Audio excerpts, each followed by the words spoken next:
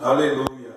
Aos Romanos, no capítulo 2, para começar, versículo 11, vamos começar com muita fé, certeza de que o Senhor está nos guiando, nos dirigindo, nos colocando no lugar correto por meio do Espírito Santo.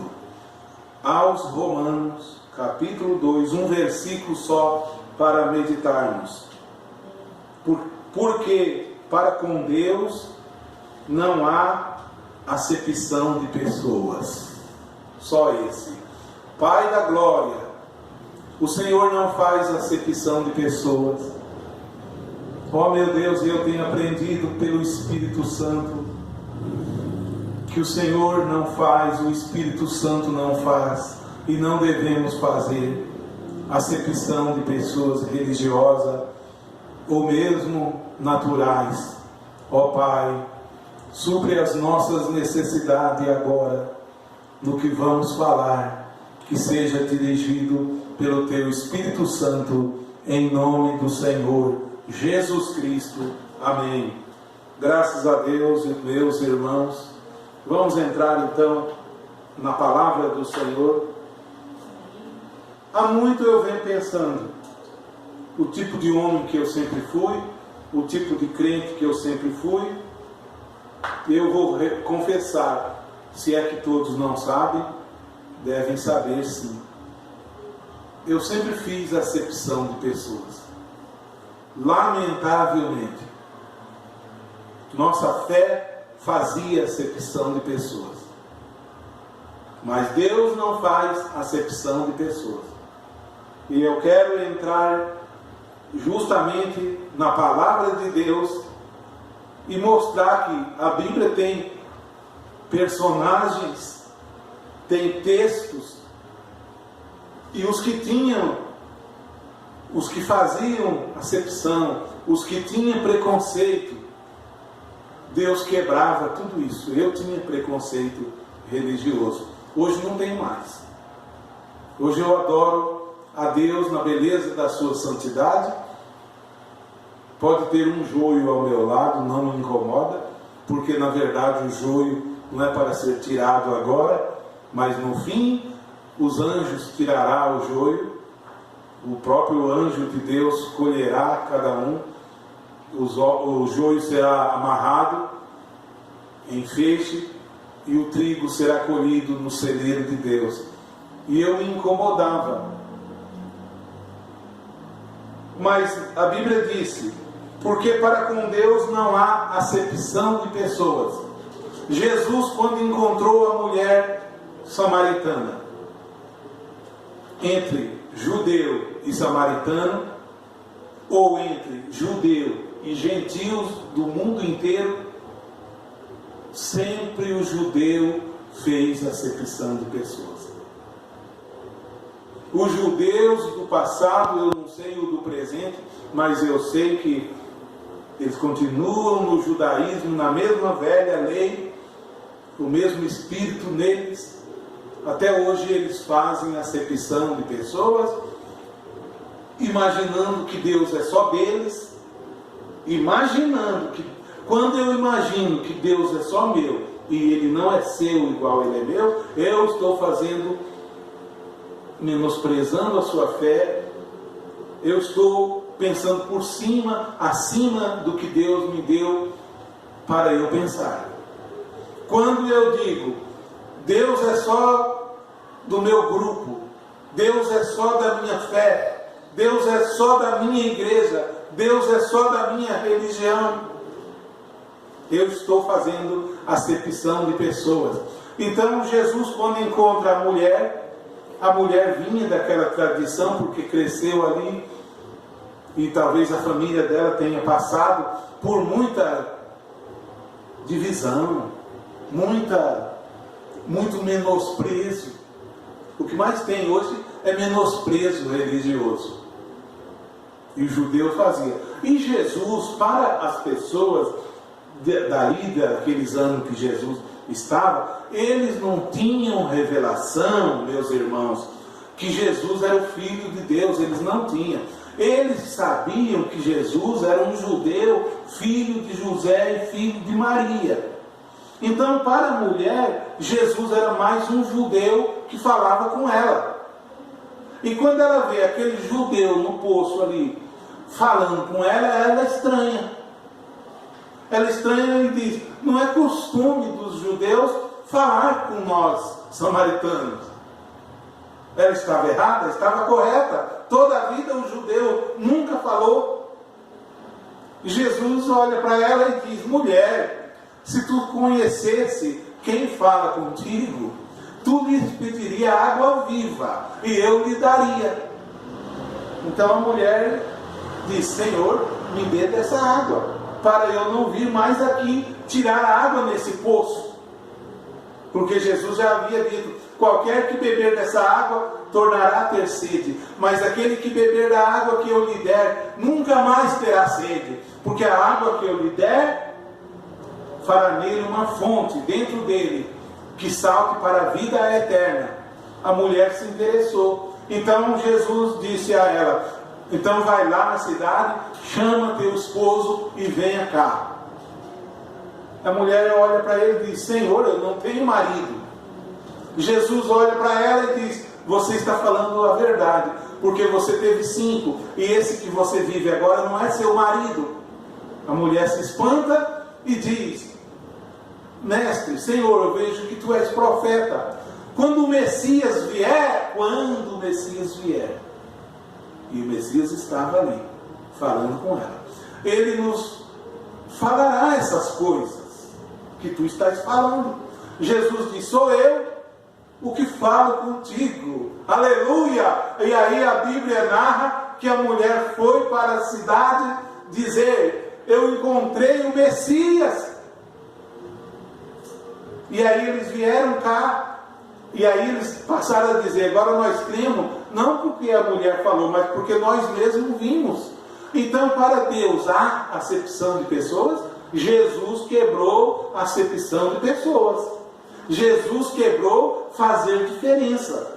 Jesus quebrou essa coisa ruim que criaram entre si. Esta coisa ruim que se criaram, que os homens com suas religiões maquiavélicas criaram.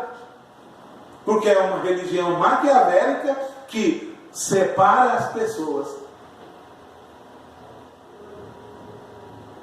Efésios capítulo 6 diz que vindo o Senhor, esse mesmo que falou com a mulher, ele vindo, ele evangelizou a paz. E ele derrubou a parede da separação que havia no meio. E fez dos dois povos um só, pelo sangue dele. Então, quando uma pessoa nasceu de novo, nasceu do Senhor Jesus Cristo. Eu nasci do Senhor Jesus Cristo. O Espírito Santo de Deus que está em mim, está naquela pessoa. Eu tenho direito de fazer acepção de pessoas? Não tenho, não. Eu estou errando cada vez que eu faço isso. Agora nós vamos entrar em águas mais profundas, dentro das Escrituras. Ver que eu fazia acepção de pessoas porque eu me julgava um santo. Eu me julgava um santo porque eu tinha um monte de livreto que eu me apegava. Graças a Deus hoje já não me apego mais aos livretos. Amém. Hoje eu me apego à pessoa de nosso Senhor Jesus Cristo. E Ele veio morar em mim e me tirou tudo isso. Tirou todo esse preconceito. Daqui a pouco nós vamos mostrar um profeta dos hebreus lá, que esses são esse povo. Os antigos preconceituosos são os hebreus. Um dos profetas hebreus que precisou ir pregar para uma nação gentia e ele se recusou. Esse se chama Jonas. E quando ele aceitou ir pregar, ele foi pregar, mas ele não fez conforme Deus queria. Ele foi pregar pensando unicamente na mão de Deus pesar sobre Nínive. Ele foi pregar com essa condição só, de que Nínive seria destruída. Só que Deus disse para ele que Nínive seria destruída se eles não se arrependessem. E ele, sendo judeu, não tinha intenção nenhuma que os outros se arrependessem. Então tem pregador nessa noite que não tem intenção nenhuma que aquele vizinho se arrependa. Tem pregador nos púlpitos esta noite que não tem vontade nenhuma que ninguém se arrependa. Essa era a minha velha fé egoísta. Mas Deus não quer que ninguém se perca, mas que todos venham ao arrependimento. Então, primeiramente, antes de falar de Jonas, nós vamos falar de um outro judeu. A Bíblia narra em Atos dos Apóstolos, no capítulo 10. Havia em Cesareia um varão chamado Cornélio. Esse era um homem humilde, não era judeu, ele era de Cesareia, um varão chamado Cornélio, da corte italiana. Era italiano ele. E ele era temente a Deus e fazia esmola. E uma certa ocasião, Deus fala para ele: Cornélio, as tuas esmolas, o anjo diz a ele, as tuas esmolas chegaram até Deus, e Deus te ouviu. Faz o seguinte, Cornélio, envia varões a Jope e manda trazer Simão, que tem por sobrenome Pedro. Manda chamar Simão, que tem por sobrenome Pedro, e ele vai vir aqui e vai dizer para você o que você deve fazer. Estava Pedro no primeiro andar em Jope, sem saber de nada. De repente ele foi, quando ele orava, ele foi arrebatado. Rapidamente assim o Espírito o arrebatou. Diz que o céu se abriu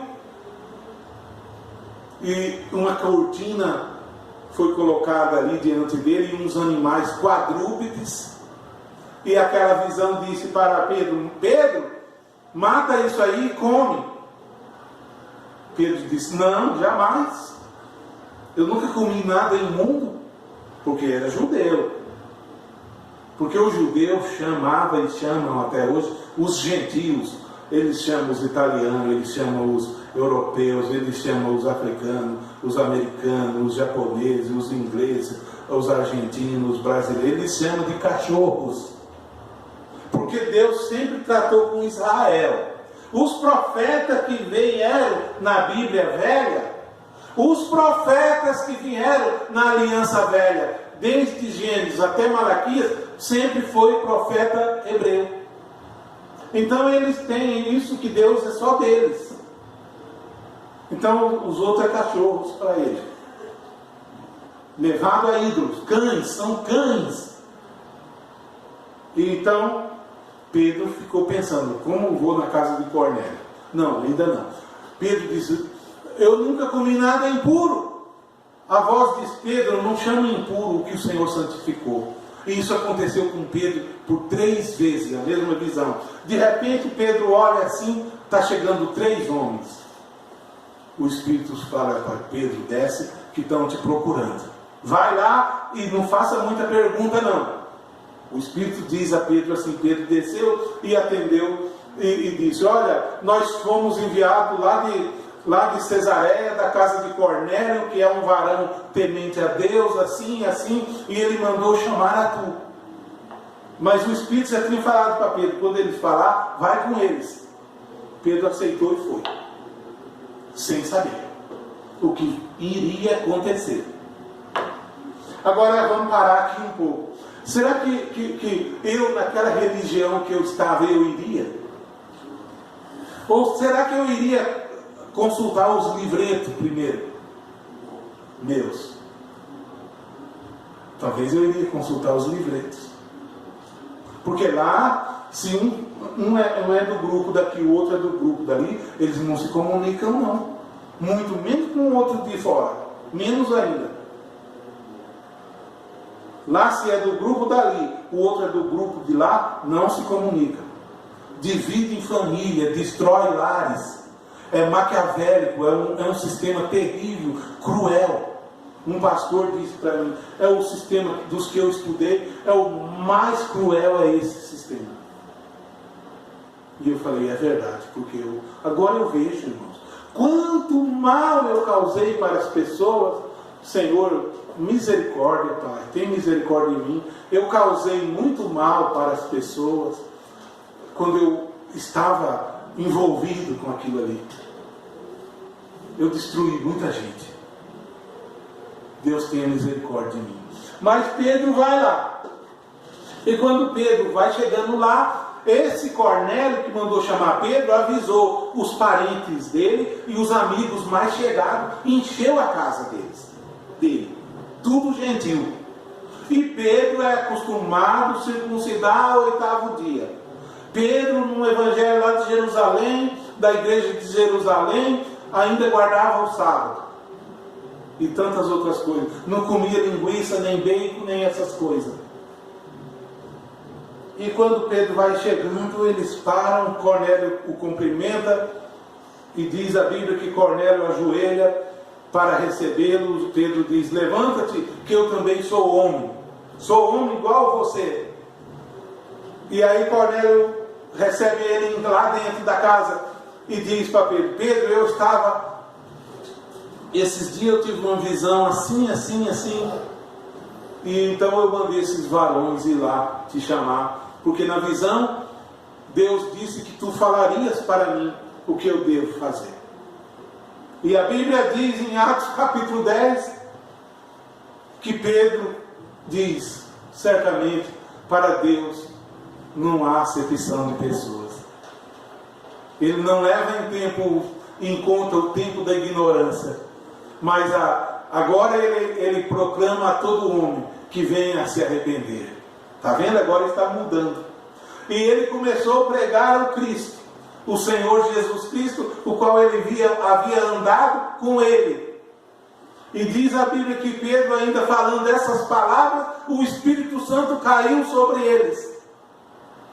Aleluia!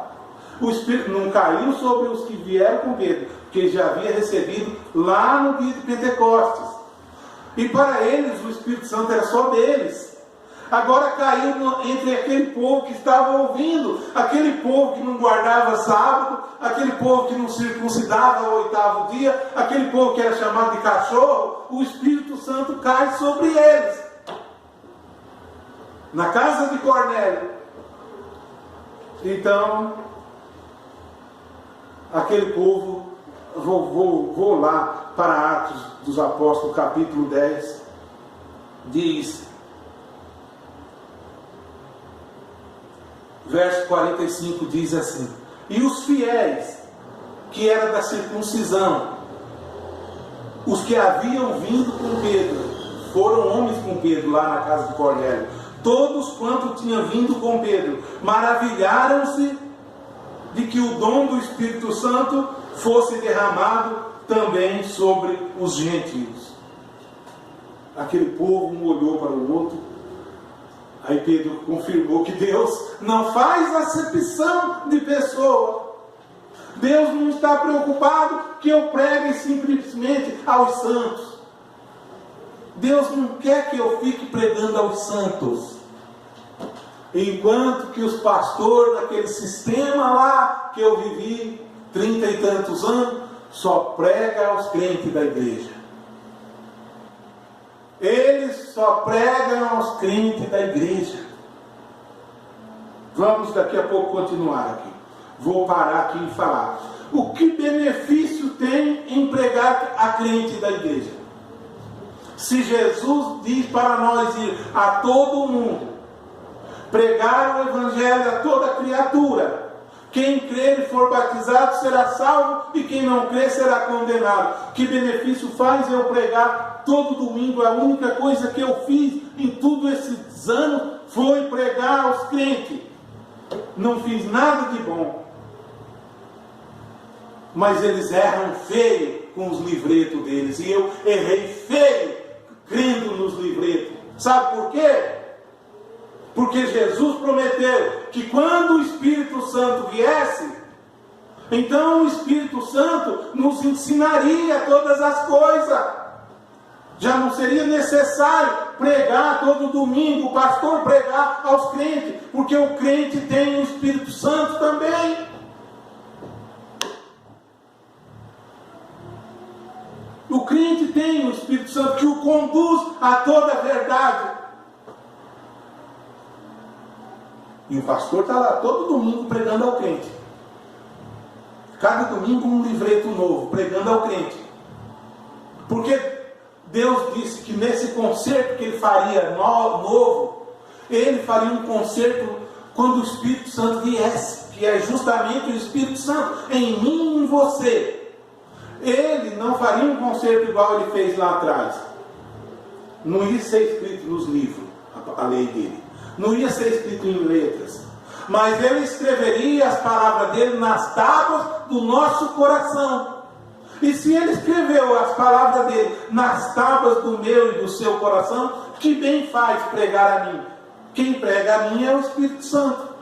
Está falhando feio por meio dos livretos.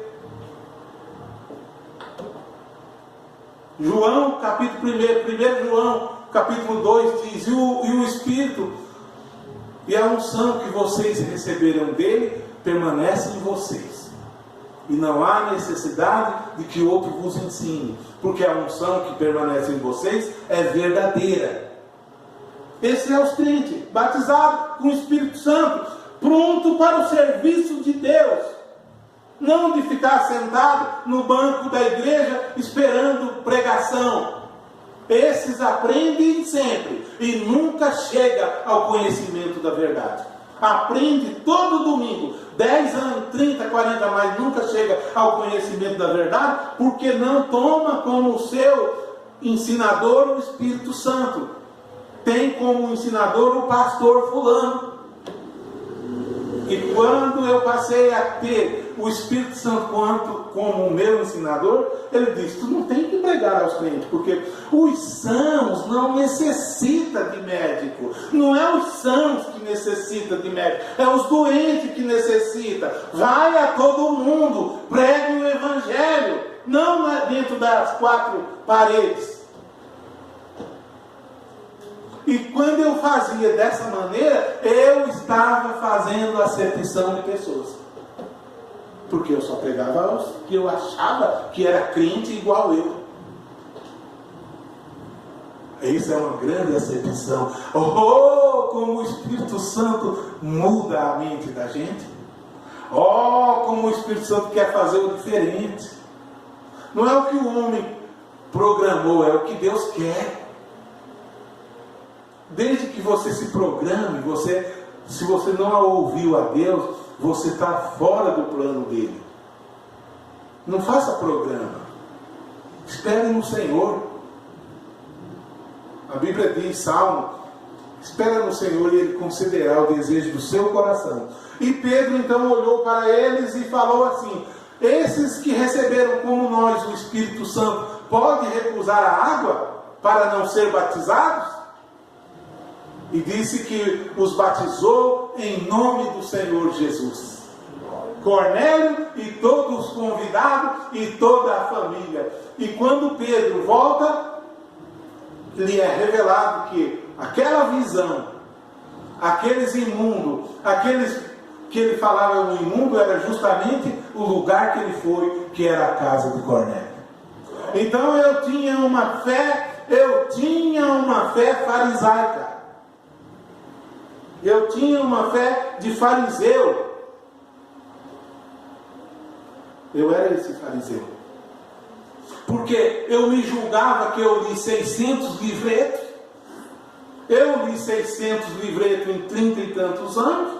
Eu guardava os mandamentos dos livretos todos.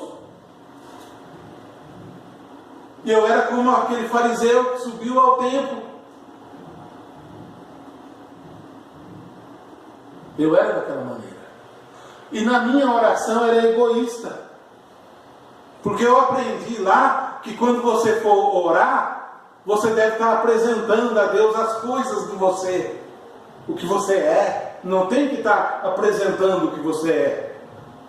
Porque quando você está orando, você não está pregando. Quando você está orando, você está falando com Deus. Você não está orando para que os outros escutem as tuas orações. Quem faz isso são aqueles que ficam para serem vistos pelos homens nas esquinas da rua para receber o seu galardão. Mas quando tu quiser orar, entra no teu quarto, fecha a tua porta. Não precisa apresentar isso e aquilo com tua oração, porque o teu Pai que vem secretamente te recompensará publicamente. Caiu por terra aquele ensinamento de que eu tenho que apresentar isso e aquilo com a minha oração. Eu não tenho que apresentar nada. Eu tenho que me apresentar como um instrumento santo, puro e agradável a Deus. E quando eu quiser agradar a Deus, eu não posso desagradar aquela pessoa que não conhece o Senhor. Não posso. Porque aquele fariseu lá do templo, ele era correto. Só é fariseu quando é correto. Nunca é fariseu errante. O que erra não é fariseu. O que vive muito correto, aquele é fariseu. Quando você vê um pastor lá, eu falo de lá porque vivi a maior parte dos meus dias lá. Se tivesse vivido em outro lugar, eu estaria falando. E ele se julga acima dos outros. Aquele é um grande fariseu. E como tem deles aí nesta noite pregando? E as pessoas, coitadas, sem revelação, mas muita gente que está ouvindo a mim, está se despertando. Graças a Deus. E não precisa que sigam a mim, não. Que sigam o Senhor Jesus lá. Sigam o Senhor Jesus, sejam humildes. O fariseu disse, vê como o fariseu vai falar diante de Deus. Olha a oração dele. Olha a oração do fariseu. Era assim a oração dele. E eu aprendi lá na mensagem. Então quando tu for orar, tu tem que apresentar isso com a tua oração. E o fariseu vai apresentar, dizendo, Senhor, eu guardo todos os mandamentos. Eu dou o dízimo de tudo. Na minha casa tem doutrina. Na minha casa nós guardamos a lei. Eu não sou como os outros pecadores, porque eu guardo tudo.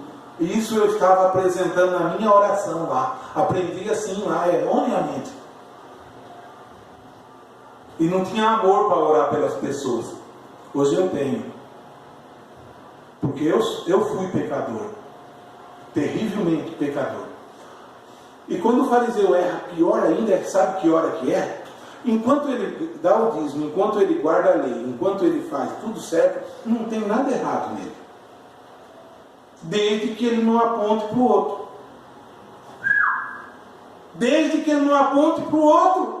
O erro dele foi justamente apontar, quando ele disse assim, eu não sou como os outros pecadores, nem tampouco como aquele pecador ali, olha, que subiu aí. E diz que o pecador, coitado do pecador, ele era pecador mesmo, não negava, ele nem para cima olhava e dizia, Senhor, tem misericórdia de mim que sou o pecador. Jesus termina essa parábola dizendo que aquele pecador saiu dali justificado. Amém? Aquele pecador saiu dali justificado.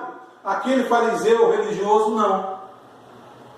E o pastor religioso hoje, hein? E o pastor fariseu de hoje? Será que ele vai ser justificado quando ele fica apontando o dedo, dividindo as famílias?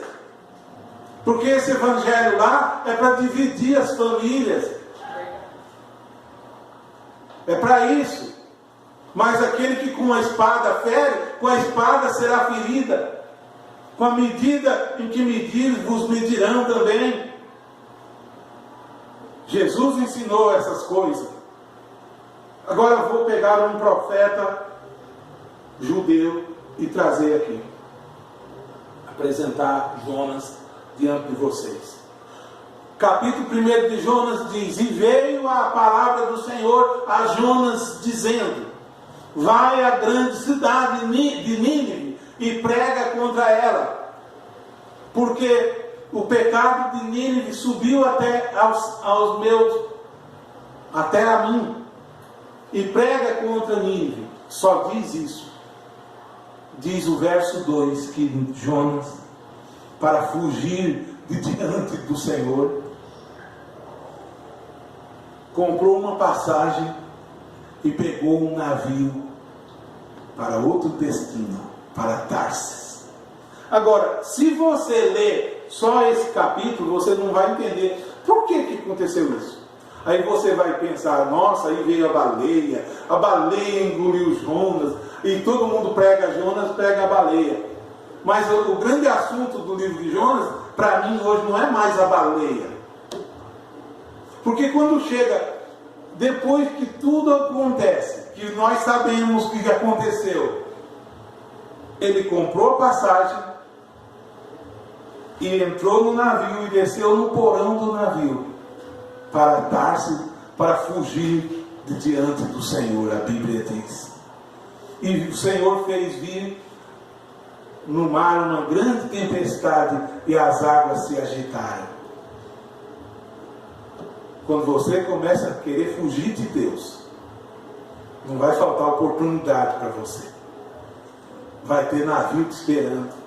Quando você querer fugir de Deus, vai ter carro importado te esperando para fugir de Deus. Vai ter avião te esperando para fugir de Deus. Vai ter portas e mais portas para você entrar, desde que você fuja de Deus. E quando ele vai e foge mesmo, ele vai para descansar lá embaixo. Está fugindo, não quer nem saber. Quem está fugindo quer mesmo que nem fale mais em Deus perto.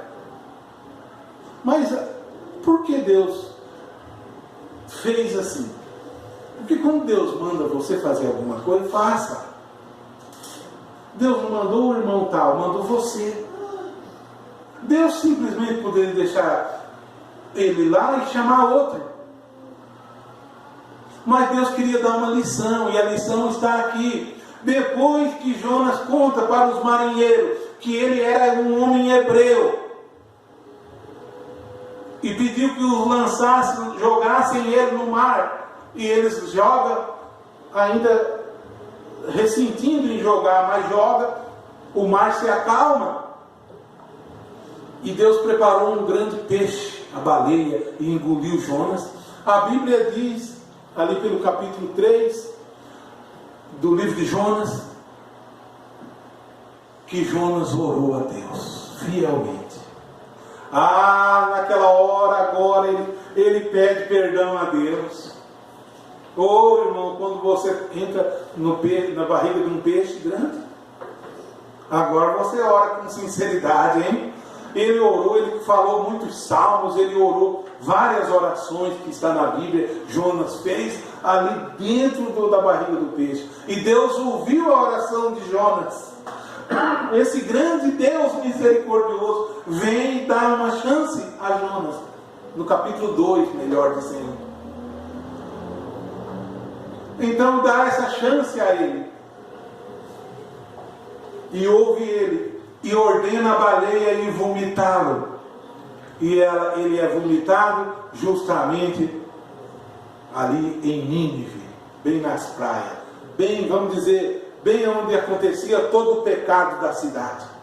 Pensa um judeu que guarda a lei, pensa num pastor de lá, um santarrão cheio de livreto, pregar no meio de um povo que não sabia diferenciar entre a mão direita e a esquerda. A Bíblia diz que eles eram gente indoutas, 2 milhões de pessoas, pecadores. Ele não queria ir, por isso que ele estava fugindo. Essa é a lição. Ele não queria ir, sabe por quê também? Porque ele, sendo judeu, Deus tinha que mandar ele pregar para judeu, para a casa de Israel, para o povo de Israel, não para o povo de fora. Querendo dizer que Deus é Deus só deles. Mas Deus estava mostrando uma grande lição. Então Jonas vai para a cidade e começa a pregar. Nínive, dentro de 3 dias, será destruída. Foi a pregação dele. Mas por que não pregou o certo? O certo era pregar: se vocês não se arrependerem, vocês serão destruídos. Mas a vontade dele era que eles não se arrependessem.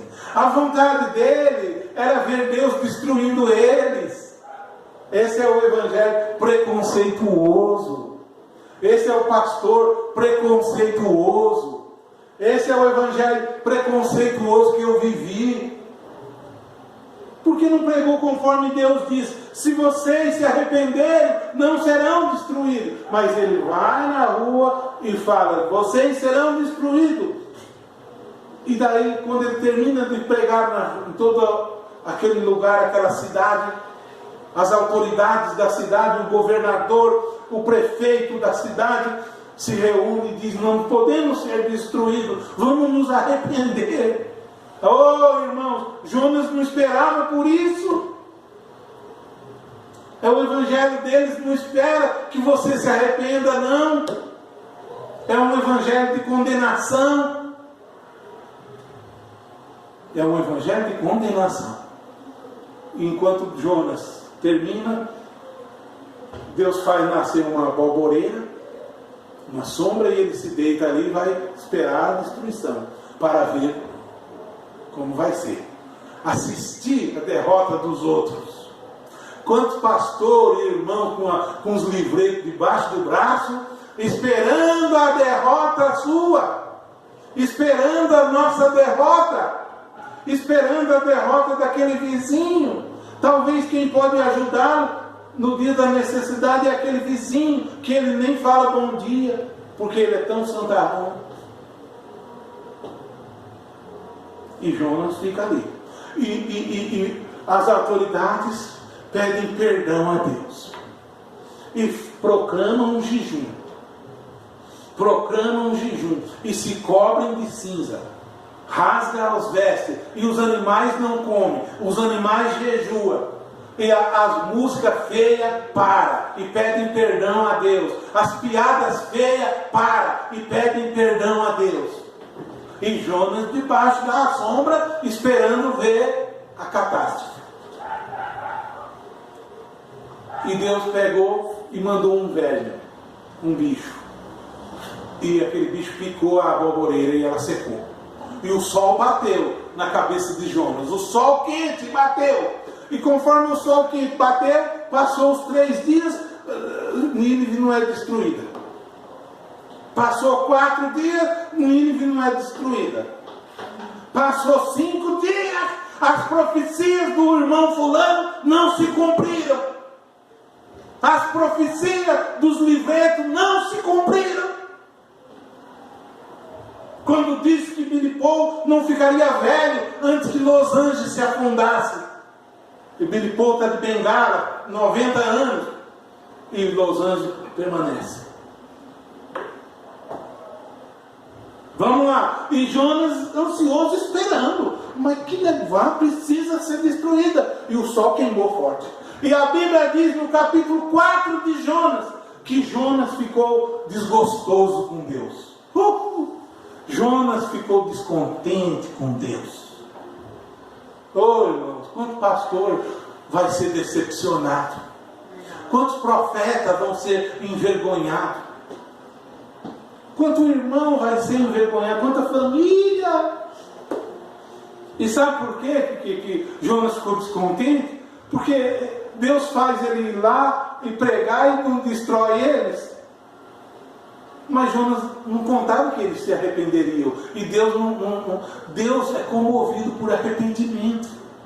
Se você se arrepender, por isso a Bíblia diz, ele não leva em conta o tempo da ignorância, mas anuncia a todo agora que se arrependa. E ficam descontentes. A Bíblia diz em São Mateus, no capítulo 20, que Deus, o Senhor da seara, mandou obreiros no primeiro dia da seara, trabalhar na seara por um ordenado. E na segunda hora, outros obreiros. Mas na terceira hora e na última hora mandou também. E no final do dia chamou todos para receberem. E começou os primeiros que ele mandou. Ele já foi pagando logo. E eles ficaram de olho. Os que trabalharam, os últimos lá, ele pega e paga igual quem trabalhou o dia inteiro. Agora vão reclamar com Deus. Agora vão reclamar com Deus, dizendo, não é do nosso grupo e recebe igual nós. Não é do nosso grupo e vai ser salvo igual nós. Deus fala, Jesus conta a parábola, dizendo, eu não ajustei com você uma certa quantia? Sim, toma o que é teu e se retire-te. Se eu quero fazer o que é bom para esse, o dinheiro não é meu, eu devo fazer. A graça não é de Deus. A graça não é de vocês, não. Se a graça de vocês fosse, todos já estariam condenados. Todos já estariam condenados. Mas a graça do Senhor se manifestou, trazendo salvação a todo homem. Pela graça sois salvos por meio da fé. Isso não vem de vocês, isso é dom de Deus. Não é porque você pertence ao tabernáculo que você é salvo, mas é desde que você lavou suas vestes no sangue do Cordeiro. Essa é a graça do Senhor que salva a todo homem, não simplesmente o da igreja tal. E ficaram também, esses ficaram chateados com Jesus. São Mateus capítulo 10, porque ele tratou todos iguais. Trata todos iguais.